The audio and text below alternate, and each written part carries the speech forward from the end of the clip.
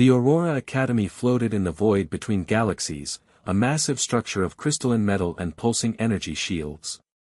Inside Tactical Training Room 7, Commander Kane stood at the front of the class, his silver uniform pressed to perfection, his expression carved from stone. "Rule number 1, he said, his voice cutting through the silence like a blade. No powers during classroom instruction. You're here to learn strategy, not to show off your abilities." Lyra sat in the third row, her fingers drumming against the desk. Her violet eyes, the telltale sign of a resonant, flickered with barely contained energy. Around her, 30 other cadets sat in perfect stillness, but she could feel the power humming beneath their skin. Telekinetics. Pyrokinetics. Phase shifters. The Academy collected them all, the genetic anomalies of 100 worlds, and tried to forge them into something useful. "Miss Valen," Commander Kane's eyes locked onto her. "Am I boring you?" "No, sir." Lyra straightened in her seat, forcing her hands to still. "Then perhaps you can explain to the class why the Battle of Epsilon Tertius was lost despite superior numbers." She opened her mouth to answer, but a sudden pulse of energy rippled through the room. The lights flickered.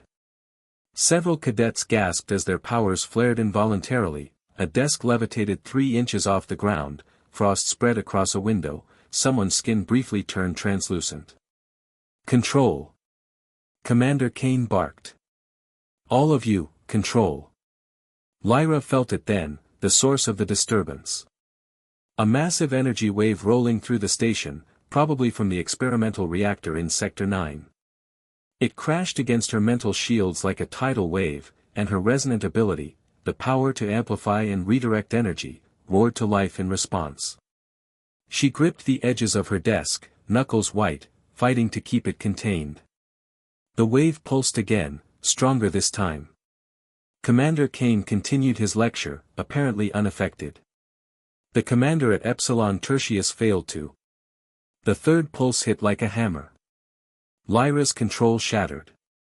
Energy exploded outward from her body in a sphere of crackling violet light.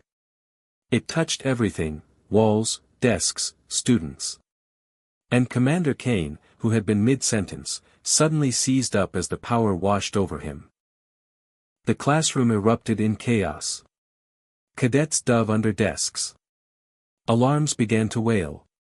But Lyra couldn't stop it. The energy kept flowing, kept amplifying, and now it was pouring directly into the commander who had somehow ended up right beside her desk. His eyes went wide, the first real emotion she'd ever seen on his face. The silver threads in his uniform began to glow, responding to her power. That's when she realized, he wasn't unaffected by the energy wave. He was a null, someone whose ability specifically neutralized powers. He'd been holding back the entire wave to protect the class. And now her power was overwhelming his defenses. "Oops," Lyra breathed, her hand somehow wrapped around his arm, unable to let go as violet energy arced between them. "Miss Valen," he said through gritted teeth, his usually stoic voice strained. "Release me. Now. I'm trying." The energy was too much, feeding back and forth between her amplification and his nullification in an endless loop. Her vision started to blur at the edges. "I can't." "Yes, you can." His other hand came up, gripping her shoulder. The contact should have made it worse, but somehow his touch was grounding. "Breathe. Focus. You control the power. It doesn't control you." She met his eyes, not silver like she'd always thought, but a deep, startling blue. In them, she saw not anger, but understanding. He'd been where she was. Lost in the tide of his own ability. Lyra breathed in. Held it. Breathed out. The energy began to recede, pulling back into her core like a retreating ocean. The violet light faded. The alarms went quiet. She let go of his arm. Commander Kane stepped back, adjusting his uniform with steady hands. The entire class stared in silence. "Well," he said finally, his stoic mask sliding back into place.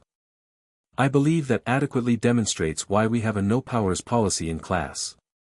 Miss Vallon, you'll write a 5,000-word essay on energy control techniques.